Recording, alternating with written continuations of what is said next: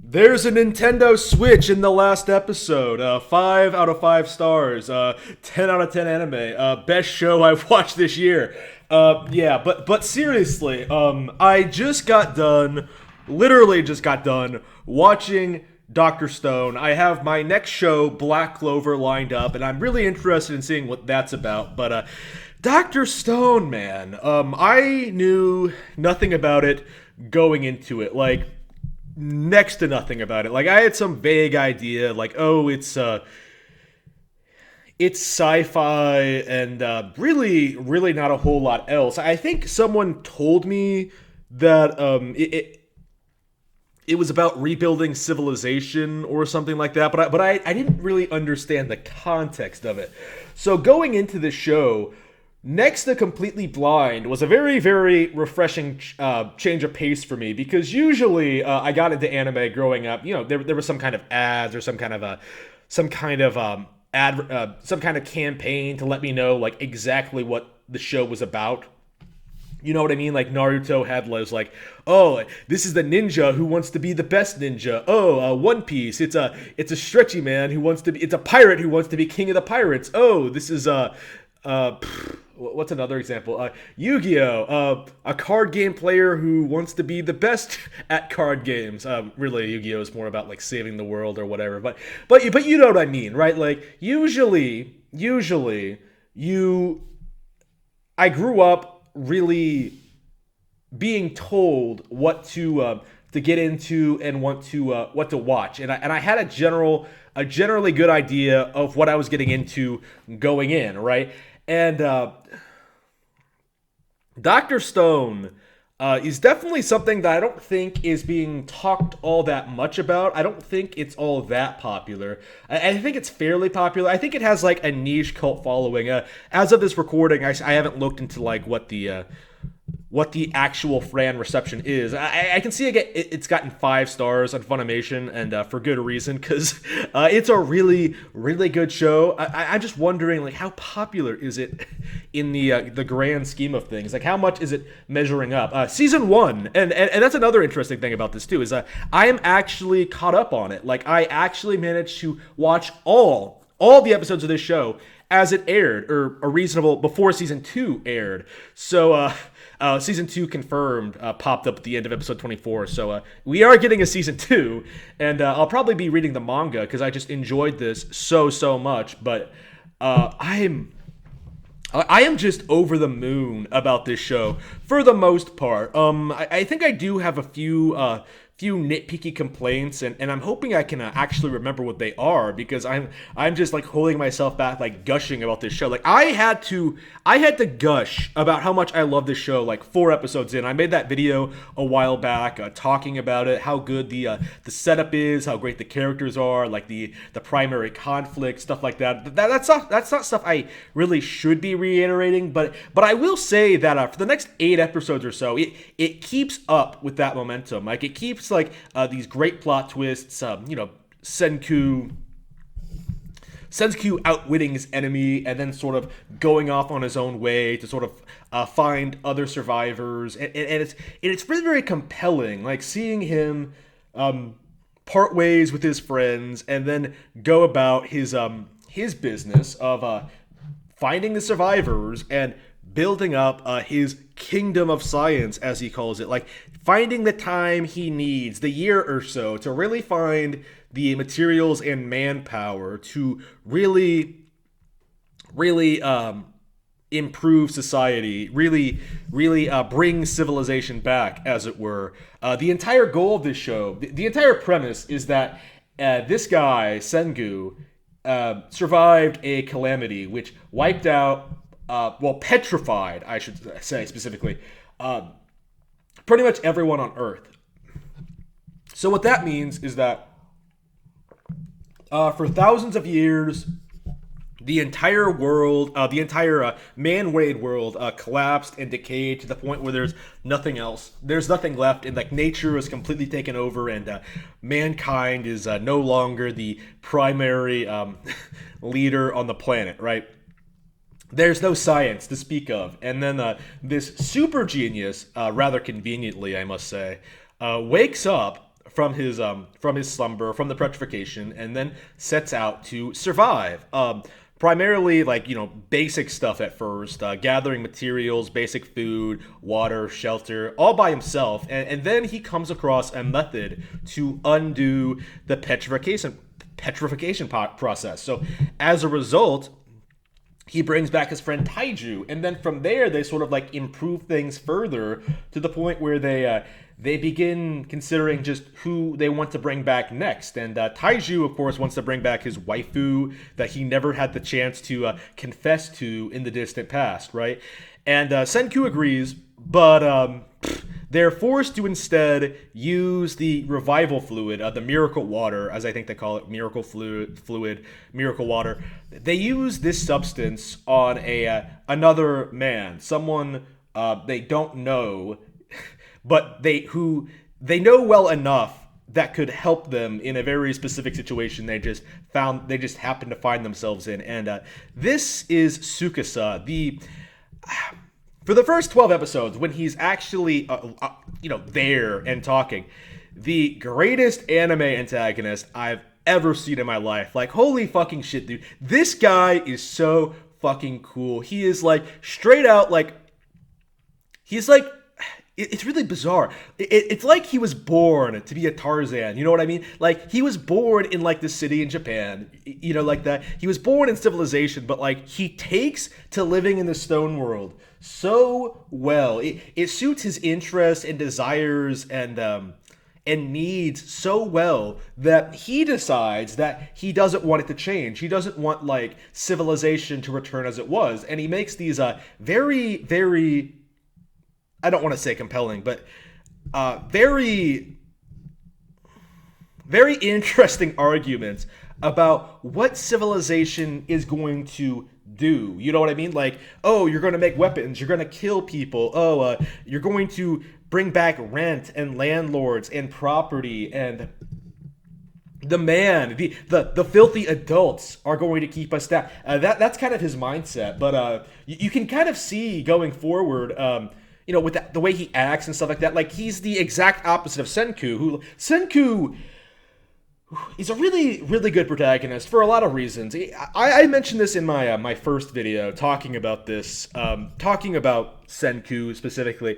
But he's such a good, probably one of the better handled, super intelligent characters in any media I'm aware of. I can't think of anyone else that I'm nearly as fond of as Senku. Like, maybe Sherlock Holmes. Like, I guess Sherlock Holmes can be considered like that same level caliber of super genius with how he can, like, figure things out and stuff like that. But Senku manages to balance out, like, the really weird, irritating things about these about this character type. His lack of emotional connections, his arrogance, his it would be very, very easy to make this character obnoxious and annoying, but he's not. Like, it's really bizarre how much he emphasizes that, like, no, I need you as much as you need me. You know what I mean? Like, it's kind of a stereotype among, like, normies, I would say. Like, Harvard people, super well-educated people, they will always try to remind you that they're better than you, that they're more educated than you, that they make more money than you. But, like, Senku really, really does emphasize the fact that, like, this is something that, like, anyone can do. You know what I mean? Like, he just knows how to do it, and then he takes puts in the effort to not only, like, do it for himself, but to, like, share it with other people. It's very, very noble in its way, even if he, like, sometimes has this maniacal evil grit. It's a great contrast with, like, Tsukasa, who always puts on this facade, right, of normalcy, of being, like, this profoundly deep guy with deep personal moral convictions who doesn't really seem to adhere to his own principles. This is something that's only been this is just me really reading in between the lines. Um, but because Tsukasa really doesn't do anything after like trying to kill Senku, and Tsukasa doesn't really do anything after like episode 6, and he's not as present as he was in the first part of the show. But his stated goal is to prevent the sort of corruption and hierarchy that held him back as a child in the modern world. In the Stone Age, everyone is free. There is no personal property. You're fit to do whatever you want and fight for yourself and stuff like that. But it's not really true. Like, if you look at what Tsukasa is doing, if you really read in between the lines, what he's actually doing is establishing like his own society with himself at the top. So like you see, there's this weird sort of dichotomy. He doesn't want to be on the bottom of the ladder, and so he doesn't want to put himself in a position. He says he doesn't like the establishment, but like the instant the establishment is buckled, he immediately steps in and replaces it, and is doing a lot of the same stuff. We're already seeing him like try to say things like, Senku, you can't use you can't do science, otherwise you're going to make weapons and make war. And what's he doing? Like Tsukasa is the one forming an army, going after Senku, trying to snuff him out and his ideas. It's really, really compelling. And I think this is what makes this great sci-fi, more so than I think most other properties, is that it really understands like the human element of it. Like, it doesn't just have like this cool idea that characters just sort of they can make things and they can do stuff, and wouldn't it be awesome if this actually happened? No, it actually feels like there's real character drama, there's real consequences, there's real like there's a real sense of progression, there's a real sense of like really getting to understand and appreciate the process of the scientific method and how you go about like making things. Now, my big problem, one of my big problems with this show, is that it does feel like they advance a bit too quickly, and I am like coming. I mentioned this in my previous review, but this really needs to be said. In order for this show to work, you just sort of have to buy the fact that Senku literally knows everything. Like he remembers like what every component is. He knows how to make glass. He knows how to make cell phones. He knows how to make like cell phones. They literally finish making a cell phone in episode 24. That's the season finale, and that's going to be major. That's going to be a big deal in the upcoming Stone Wars. But damn, it's like you didn't need to spend like that entire 5 episodes, like that entire bit after a certain point, after I would say Senku, after they first establish Tsukasa knows where they are, like that entire last few episodes feels almost pointless. It feels almost fillerish. Like it feels like they're just going out and getting the materials and the science they need to make this one specific thing. And it kind of has some character moments in there, but like towards the end, it does feel like, okay, let's just get to the war already. Do we really need to see all these steps? Like when it came to like making the drug and the medicine, like that was really compelling, very dramatic, getting all these characters involved. But like here, it feels like more of the same, and they're just going through the motions, and it's like, ugh. And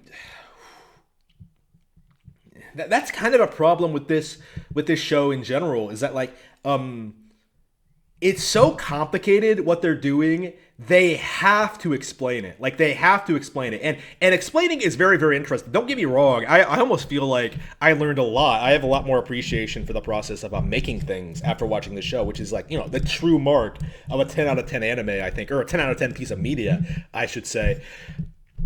It really makes you care about like everything that's going on, but it does like impact the actual story. Like I found myself like wondering a couple of times, okay, how long is this taking? Like they establish, 6 months after Senku, 6 months after Senku gets to the village, and then like 6 months after that, like he's there for an entire year by the end. It's like, okay, so all of this took a year, which is which makes sense, but they don't really like establish that. You know what I mean? Like it really does with the way they cut away and stuff like that. Like it feels like, you know, a lot shorter than that. It almost feels like, wow, is this only taking a couple of weeks? Are they really like coming up with like all of this crazy shit, like making electricity, making light bulbs, like in a year? Really?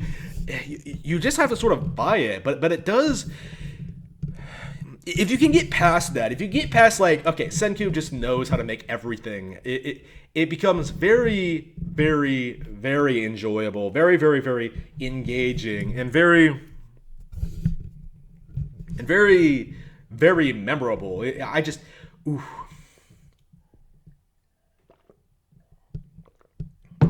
I'm just I found myself like enamored with this all the way through, and oof. I am so hyped for season 2, man. I am so hyped for like everything, what this show might lead to.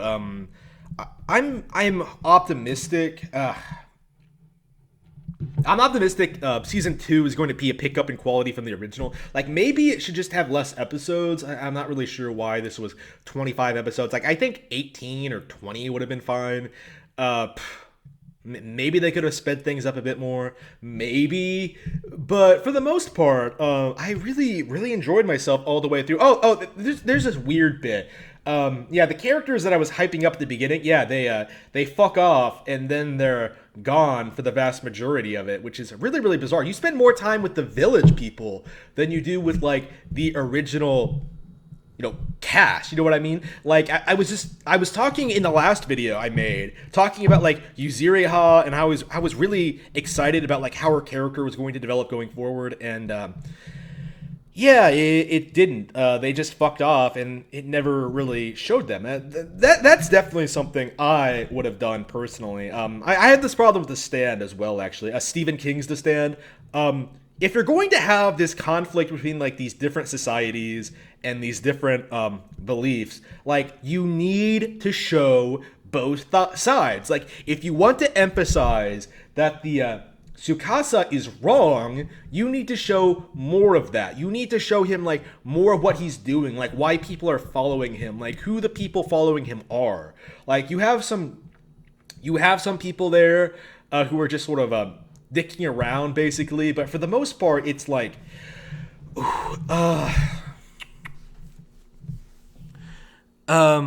lot of the people who are with him in the beginning are like really generic Fist of the North Star style mooks. I was even like laughing when I saw the first bunch of them because they literally do look like it doesn't matter what post-apocalyptic society occurs. Like these same guys are always going to pop up. You know, these same guys with the stupid haircuts, the stupid tattoos, the bulging muscles.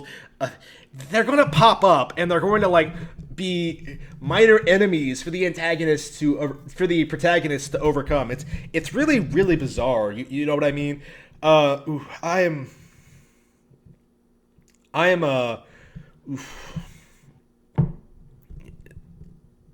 I mean, lots of great funny moments, lots of great characters.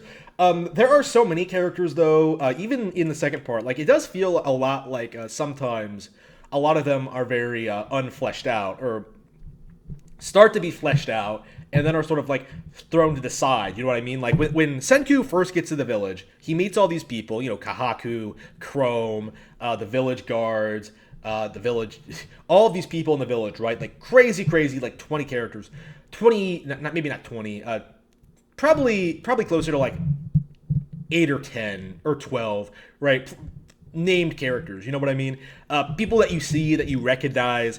Quite a few of them do get moments of intrigue, you know, like the little detective girl with the watermelon head. You have like Chrome, who's like this, who's basically a Stone Age scientist, someone who's like taking the first steps into learning more about the natural world. You have Kohaku and her sister Ruri, who's dying of a mystery illness. It's really compelling stuff.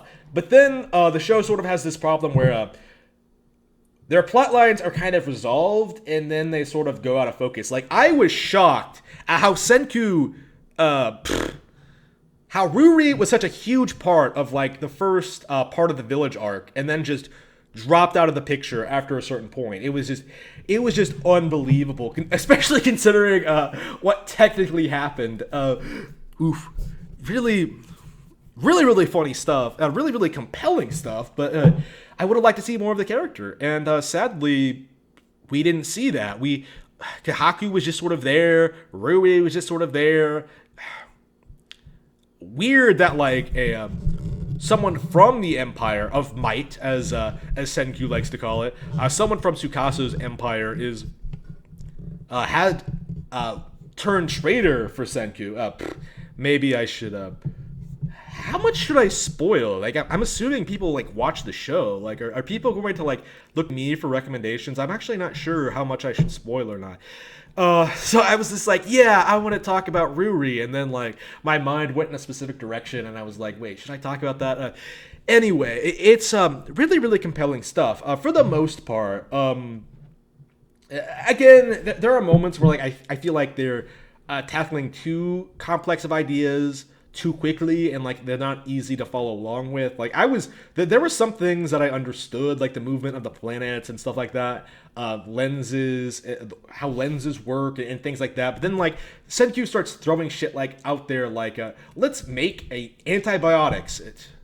I don't know the first thing about antibiotics, and the crazy shit they have to do to make it. It's like unbelievable for like the level of technology they have. Like, just no, that is just that just like stretched the line of credibility for me, like even more than it already was. You know what I mean?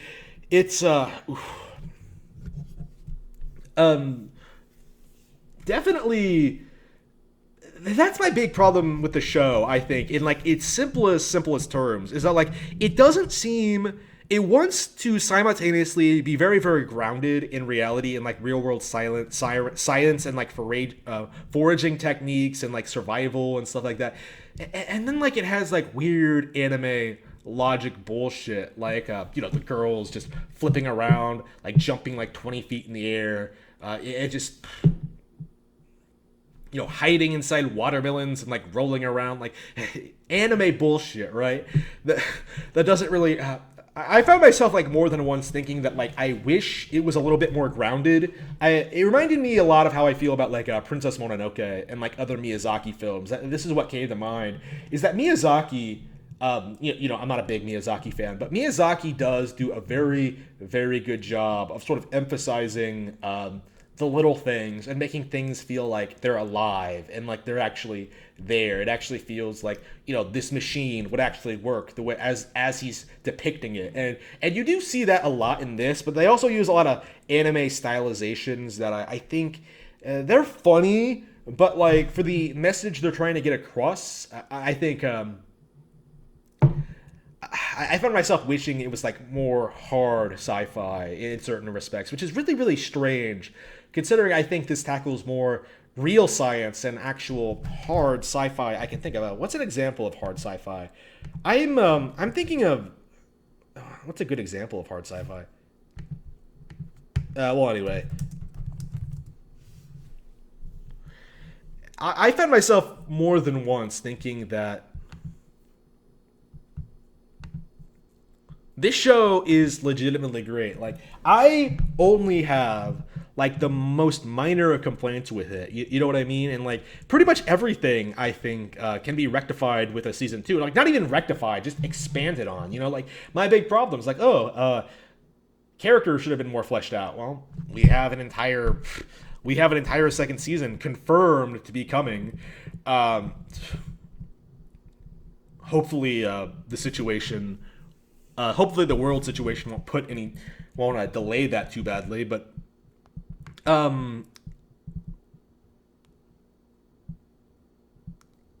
I can't think of anything that I found to be contrived or ridiculous. Like, you can argue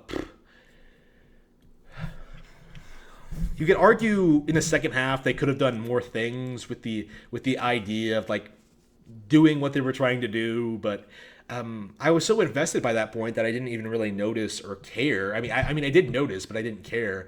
It was just an amazing, legitimately like phenomenal show, and one that I'm very, very eager to see continue. Hopefully, we'll see more news on season two soon. But until then, I will see you all next time.